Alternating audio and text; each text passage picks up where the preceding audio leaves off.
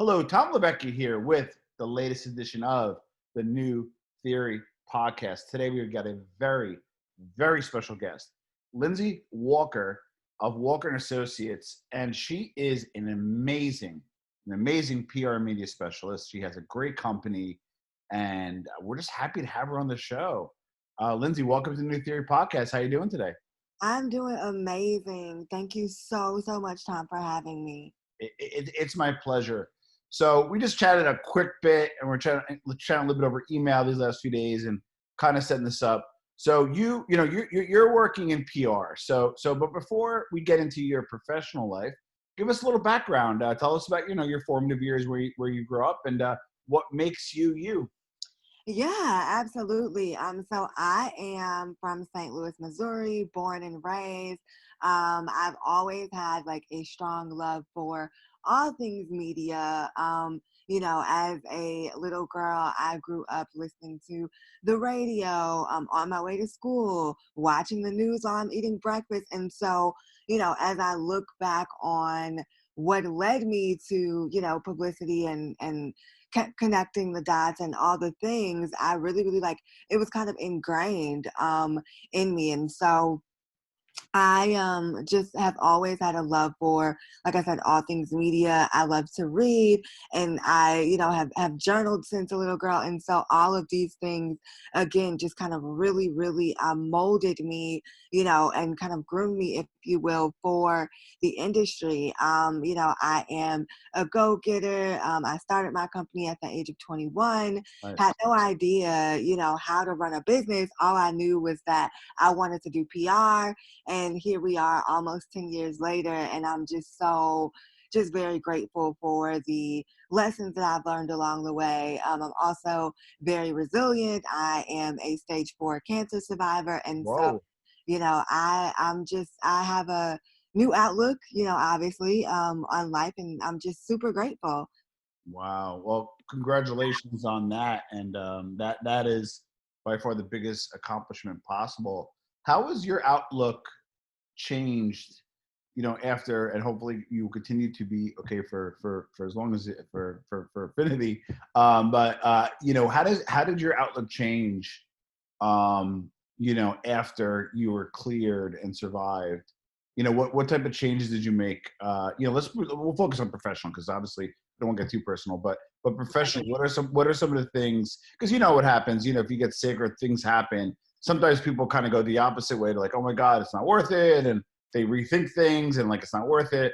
But obviously, we have to eat, we have to live, and you want to grow a business. So how did you rethink things after you were cleared?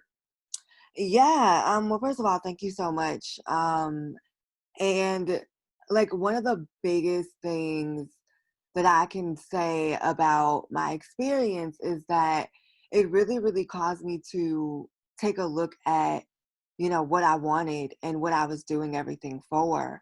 Um, and for me, it's just like we only get one life, so why not give it your all to the, Yeah. you know, purpose and the profession that you love? Like for me, this like public relations and being a publicist and working with clients and teaching people, how to do their own publicity, like those are things that I really like love and enjoy doing. And I know that, I was created to do those things. And so it really just kind of caused me to say like, wow, this is something that I really, enjoy. And then also, as an entrepreneur, and you know this as well, like sometimes we get so caught up in our profession that we don't leave room in taking care of ourselves. And True. so it really just kind of gave me like, hey, you know, you have to put yourself first, not your clients, Yeah. not, whoever decides that they want to pay you $3,000 for the day, Yeah. right? But you have to create a system and a lifestyle that works for you instead of you being worked by the system, if that makes sense. That makes perfect sense. It's something I personally struggle with every day. That's a hot point for me. So as a publicist, I want to get to Walker and Associates. So as a publicist, although you probably do a lot of great stuff, what's your lane? Are you individuals, brand development, both? What's your lane in terms of representation? Yeah, and I love that question because it can be, a lot of different factors and sectors. But for me and for us at Walker Associates Media Group, it's media relations, it's getting press, it's, getting clients visibility from the standpoint of connecting them. No worries. Sorry. It happens. It's Actually, it's a live to tape, real deal show, so it's fine. If anything, if you read my my critique, people don't love my production value, but you know what? It's a real deal. That's the purpose of the show, as if two real people were talking. So no worries. Keep going. absolutely. I'm just putting my do not disturb on my computer. There you go. There you go. All right. So, yeah, I love media relations. I love connecting the dots, getting brands in front of, their target audience through, publications, podcasts, online digital platforms as well. Like that is kind of like my zone of genius. Zone of genius. I love. Now, publicity changed a little bit over the years, and and for those listening, obviously you probably have some interest in PR, so but for those listening, there's three forms of media. There's owned, it's stuff that you create, like could it be a blog, or even your own YouTube, let's say creation. Earned, which you hire a great professional like Lindsey, and then she secures something for you in Pop Sugar or BET or CBS, whatever. Or and the third is paid, which is paid advertisement or branded content piece, etc. Do you kind of do all three, or do you kind of focus just on earned media? Yeah, for me, I focus solely on earned media. Yeah, so, which and I don't blame you, because so for those that are listening, when you hire a PR specialist, and check Lindsey out, Walker and Associates, is I think PR companies are almost trying to do too much nowadays, where they're like, hey, we'll do own media for you, we'll create content for you, and then you need a writer, you need a videographer, and all that kind of stuff. And now a lot of this, Lindsey, a lot of PR specialists might have a writing background. They might have even a journalist background. So some of them are great writers. You might write a great press release. But writing a blog for your business or writing articles for your business is generally not, a PR function. Now, conversely, paid media is, advertisements and such. And we know this. An ad agency is categorically different than a PR agency. So I love that you stay in your lane in terms of earned media. What's your strategy? I still am not going to lie. I do two things. I rely on relationships, which I actually think this business is less relationship centric. I want to hear what you think. And then number two is I pray and spray still. I send a decision. I send it to 5,000 people and see what bites I get. So what's your earned media strategy when you kind of, let's say a brand or a client, and you're trying to get them some targeted press? Yeah, so for me, it starts with developing the PR plan, like making sure that everything's in alignment with our overall goal. And Right. then from there, of course, like making sure that the story, that the pitch is together. And, you bring up a great point in terms of saying, it kind of isn't relationship based, which a lot of people, that's their thought process. Like it's public relations, you got to have, relationships with the media. If you don't, then you're just kind of stuck in the mud. And it's one of the things that, when you are starting out in the industry, like everybody's like, it's about relationships, it's about relationships. And I found that number one, you build the relationships along the way, Right. right? So I may have a client that would be perfect for, the New York Times. But if I'm listening to someone and they're like, well, if you don't have a relationship, I wouldn't pitch, honestly, it's just kind of like, well, that doesn't make sense, right? Because you built a relationship based upon what you have. And so I'm kind of with you on that. I think that if you have a great story, you have a great pitch, it may take a while, but it'll hit and it'll stick. Love it. Now, what about in terms of, okay, so somebody hires you, Mhm. you get some strategic PR. They get some credibility. I call it the latter, credibility. You probably call it something similar. What are some of the benefits of PR? It's not for the obvious, but what are some of the true benefits of PR?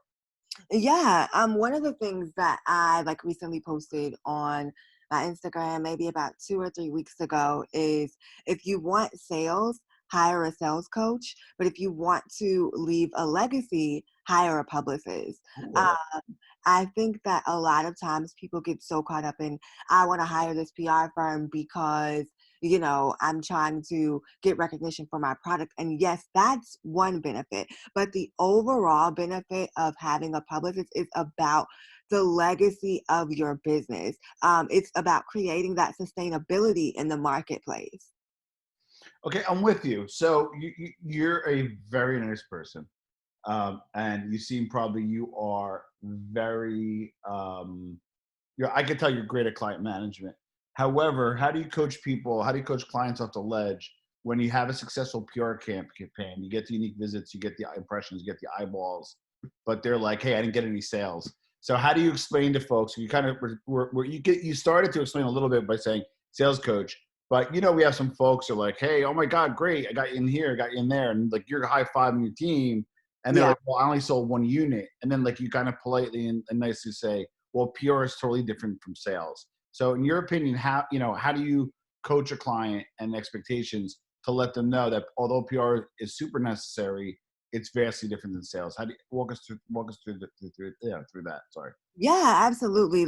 I love the questions. Like, I'm here for them because it's definitely important that people understand, like, there is a difference, right, between PR and sales. And just because you have a successful campaign PR wise, it may not reach where the client wants to reach as far as the sales. And I always tell them, like, during onboarding and even after, like, you have to make sure that you have other components in place when it comes to, your sales. So for instance, a lot of people will, you know, get featured on a website and they'll get the traffic. But if their traffic or if their website is not ready to handle all of that traffic, you know what I mean? That's an issue. And so for me, it's like about letting people know that, hey, at the end of the day, yes, publicity is great. Yes, it's necessary. At the same time, you need to make sure that you have your sales strategy in place. So you need to make sure that any type of press that you get, you're sending it out, you're handling it on the back end of your email marketing. If we're pushing out a sale, you need to make sure that you have all the back end components of that sale in place so that, there's a perfect marriage between what we're doing on the PR side and what you're doing within your business. Love it. You got to make sure you have it has to be congruent, right? Imagine you got on Shark Tank and you didn't even have an e-commerce website. You know what I mean? It's like, oh shit, like, or you have it and there's no back end. So when you got 60,000 orders, you utterly fail. So I kind of get the congruency part. So for you, right? So give us, give us your client, meaning, usually individual, small business, 1 to 3 million. Like, what's your wheelhouse? I want to get a feel because I want people to use you and call you. But I want to get a feel for what your super wheelhouse is. Like for us, so we own New Theory, we have another magazine, and we have an agency, and we do really strong in the health and wellness space, and generally from $2 to $5 million a year companies. That just happened to be where we landed. And feel free to give as much or a little information because I know some of it's proprietary. But what's your warehouse? Who's your ideal client, and who do you generally serve? Yeah, absolutely. So for us, that looks different because we offer two main ways of working with clients. One is in an agency capacity. And so for that, the ideal client would be someone that's in beauty and lifestyle. We also just kind of tapped into the food and beverage space. That's tough, but tough business, but I like it though. Yeah, yeah. And so, you would have to be someone that's been in business for at least 1 to 3 years.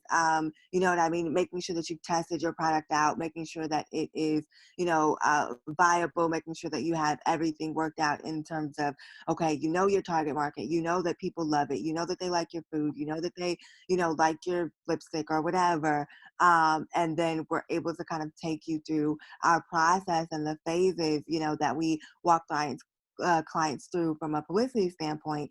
And then we also have our position to pivot accelerator, which is where I kind of teach individuals, small business owners, those that are service-based entrepreneurs. You can still be within that beauty and lifestyle space as well. But I teach my proven framework over a 12-week time period of how you can get publicity, on your own I if like that. you're not quite ready, for an agency. Okay, you're reading my mind, and I have so many. I had like specific questions about that. So I wanted to. I love that, Lindsay. I love that a lot. So let's stick along that thread. When should you and when shouldn't you hire an agency? Yeah. And that is always like the $1 million question, right? Yep. So for me, I think that you should hire an agency, number one, when you've done your research and you know that you have the budget, right? When you know Yep. that you have the 6 months to a year retainer. Um, the next thing, even outside of that, would be, how long have you been in business? Do you have a way, like we kind of talked about earlier, that's sustainable within your sales process? Because, like we've been saying, basically all interview, you can have the greatest PR campaign in the world, but if you do not have systems in place to help kind of push that engine for you, Yeah. it may not be the best decision for you and your company to go full throttle with an agency. So you really want to make sure that you have systems in place, and you also need to make sure that you're ready to have someone that can be a consultant for you, be an advocate for you, and that you yourself are coachable in those things. Because a lot of times clients may think that, oh, I just know that this is going to hit because it's worked over this way, right? And they may not go into it with an open capacity. Interesting. Okay, so my always answer is hire somebody if you could afford to lose the money. Just kidding. No. So that makes okay. So no, so now it's pretty clear, right? And then you offer two tracks. You're like, listen, you could use us. Our retainer is X and Y. I'm assuming you have examples of deliverables or what what the scope of work looks like. If not, I'll fish for you, but I'll also show you how to fish, which I like a lot too, because those are people that maybe this PR, what it comes down to, and you and I get this, but a lot of people don't. It's simple as it gets. It's a time or money proposition. Are you willing to give up some time, pay me to do it, and I'll do it for you, or do you want to do it yourself? But you can't put in the time and get it for free from me. You either got to pay me or do it yourself and then pay me a little bit. But it's that seesaw. So that's always the value proposition in PR. In terms of what do you think about? Because the reason why I asked that, I talk about the different types of media.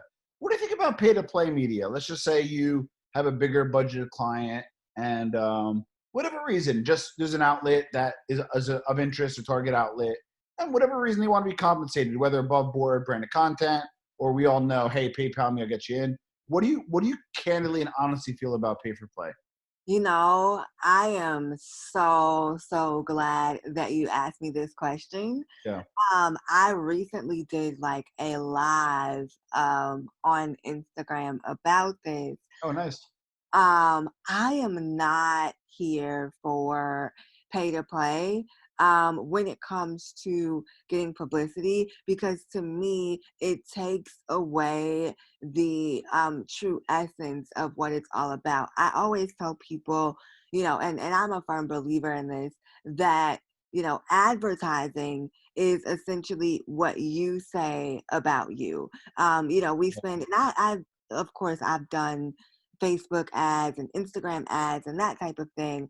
And we know that when we put our ads together, we're crafting out the messaging, right? We're Yeah. putting those things out there. We're letting people know, hey, I'm here. This is why you need to buy my thing, right? Correct. But Correct. when it comes to PR, the difference in that is public relations is what other people have to say about you, right? And when it comes to, especially for me, working in the beauty industry, and the lifestyle industry, and even like in food and beverage, like people trust the editor's word, right? So if I am pitching a client, or if I get, because we've been getting a lot of emails from people that are just like, hey, we'll interview you. It's what, like 150 for Forbes or something like that. Yeah, yeah, Um, yeah. and so for me, it's just like, it takes away, I can no longer trust what Forbes says, or I can no longer trust, what Yahoo may say, if you have a list of people, right, that have just been kind of compiled together based on them, paying for that feature, or based on them paying for that review, right? Yeah. I think that, when it comes to, I'll say this, when it comes to the bigger publications, your top tier national outlets, definitely, I do not believe in pay to play at all.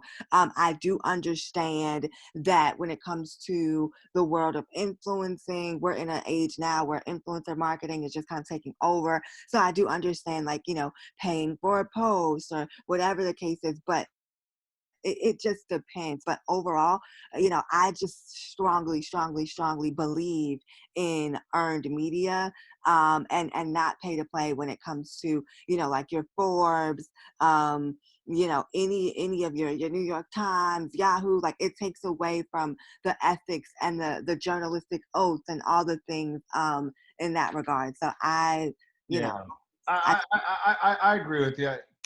Candidly, um, my big issue with pay for play, because it happens, is it's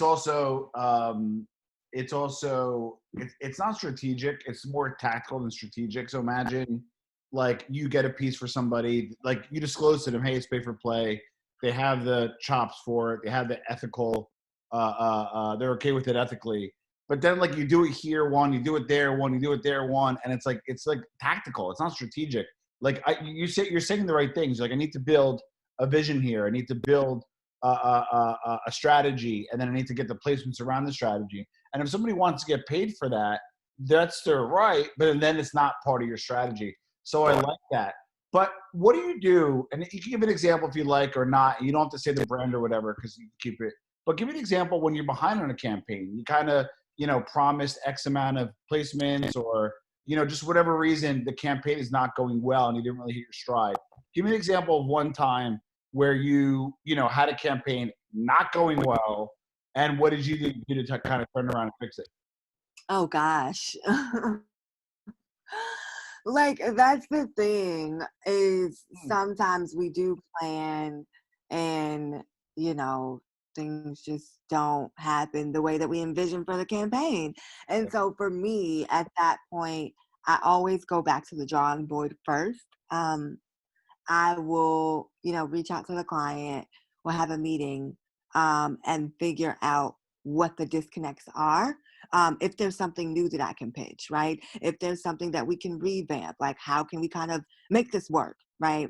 And then once I have that meeting with the client, it's like, okay, like, Lindsey, and because I have such a love for it, like, I take it personal, Yeah, right? I'm still working on that whole don't take don't take your business personal, yeah, because, like I said, I truly do love it. And it's like, okay, what can you do? Because if I, you know, or promise to deliver, or try to deliver at least, 2 to 3 placements a month, or whatever the case is, and I don't hit that, it's like, okay, like, you got to get on it. So for me, it's about, all right, like, what can I do? Who can I collaborate with? How can we get some type of visibility? And we're even, like, in the midst of that right now, just due to COVID, and a lot of things are taking precedence over, like, what we usually would push. And so, it's just a matter of continuing the process, continuing to tweak things, continuing to make sure that I am, just really, really investing in, things that are going to help me to continue to be better in my craft, like maybe a program or something like that. But really, really just kind of being honest, and operating from a space of integrity. And then from there, like you still got to get to work. Like the work still has to be done. So, sometimes I may work extra hours. I may have the team work extra hours, like, just doing a really, really hard push to make sure that we're getting something. And I kind of have like a system that I work within. Like I try to provide clients with weekly updates. Sometimes I'll give them updates twice a week. And then I've found that as I'm updating them, that gives me a push to want to, get responses or reach out to some new folks or whatever the case may be. And then eventually it turns the curve. So, that's kind of how it goes. Okay, so that makes sense. Um, okay, so I love I can talk to you forever, but we're running short of time, so I want to make sure I get what the important points are. So Walker Associates offers, hey, we'll teach you how to fish. Offers obviously looks like you're kind of in terms of PR and earned media, you're full service. What tips do you have to the casual listener? Just maybe they want to sign up with you on either package. But what are some tips for the person listening that's an entrepreneur and then looking to get some local press or get some press just because whatever reason they want to try it themselves first? What are some tips that you have, and what are some of the tools that you use if you for the tools that you're willing to share? Yeah, absolutely. So the first thing that I would say to anyone listening, if you're ready to get out there, congratulations, first of all. Awesome step to, really just even work towards getting visibility, work towards getting publicity. So number one, I would say that you need to map out a plan. You got to have a strategy. Your plan is like your Bible. You need to figure out where you are right now and then how you're going to get from there to where you want to be. And then secondly, I would say that you have to trust the process. Understand that it doesn't happen overnight, right? Understand that you are going to have to go through processes and systems and tweaking different aspects of your business as you are along this journey of getting publicity. And number three, don't be afraid to start again. If you reach out and you don't get a response, that's okay. Again, we're playing for longevity, we're playing for sustainability, and A so long game, yeah. yeah, you cannot be afraid to put yourself out there, and to try again, even if it doesn't work the first time. Now, you spawned another question, but so I noticed like on your website, not that you did pay for play, but you do offer shorter campaigns because some people have an appetite for it. It could be an event. It could be, hey, I just need X amount of placements or whatever that is. I might just need a media kit. So I like that too. I like the super flexibility. But what happens when a client is like dead set on one package and it's just not going to meet that end because, like, I'll give you an example. They're like, hey, I want an event and I want a media kit and I want to do my own PR, but I'm a drink business and I want to get to 5 million a year, just whatever reason when like, again, like incongruency where their maniacal goal is super inconsistent with what the service you're going to offer. And it's doomed for failure. So how do do you do your best to upsell them? Do you say no? Do you do it? Try your best. Like, how do you reconcile that? Because that's something I struggle with as an entrepreneur, where we're going waves, right? At least I do. There's times where like we're doing well, and not that I turn away business, but we want the right business. And then there's times where I'm outside of the tin can saying, "Hey, hire us." Never that point, but sometimes it feels that way. So walk us through that. Yeah. So for that, it's kind of like a catch-22, right? Like you want the business, you want the contract, but what I found, and we're actually going to be switching some things up. So thank you for for bringing this back up. Sure. But what I found is that typically, when you have a client that wants placements or want whatever the case is, there's still a process that they have to go through. And so, I, recently took on a client to do a month campaign. We got things done, but it wasn't to their satisfaction. And then, it's just all of these things. And so I've just learned that you just have to now, wanting to hire us, you now have to trust the process. And that process is a minimum of 6 months to a year, just because I that's how agree. long. takes, you know what I mean, to really, really see the success of a campaign. We may start off with doing a 3-month run, you know, but that's just kind of like a teaser or a taste of what you will get in the long run. And so, you know, eventually we do kind of ups. Like if we do a 3-month run with a client, all goes well, you can't get another 3 months. You have to go 6 months at least. Yeah, So yeah. Hold on, really quick. Sorry, because I like super ADD. That's that say no and grow concept, where like you know what's right for them, you know what's right for you, and it's almost you want to risk the very very juicy 1 month retainer in lieu of the 6 month retainer. So that makes perfect sense. yep, exactly. Okay, so Lindsey, I mean, I had kind of high expectations. I know we had to move the schedule around a little bit, so I appreciate your flexibility. Before we conclude, what question uh, didn't I ask that you wish I did? Hmm, that is a great question. I don't think that you didn't ask me anything that I wish that you did. Um, oh, you did not ask me like what are some books that I'm reading. Um, Oh, fair question. Yeah. yeah, that was one question. And so to answer that, like I'm like I said earlier, I am an avid reader, so I read anywhere from like 2 to 4 books at a time.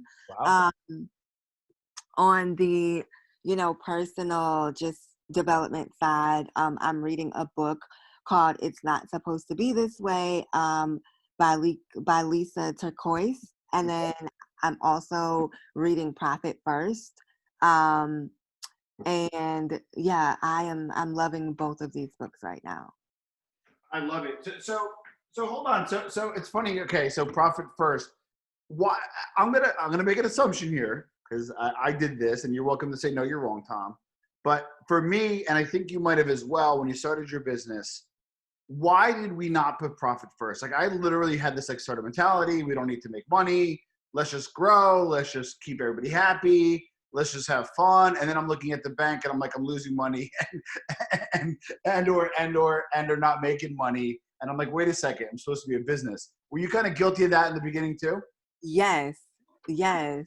Um, you know, like you said, you live and you learn, right? And so like Profit First, and I'm only on chapter 2, but it's really, really given me a solid structure of how to set up things and how to make sure that I at least have some type of profit and that I'm building towards that.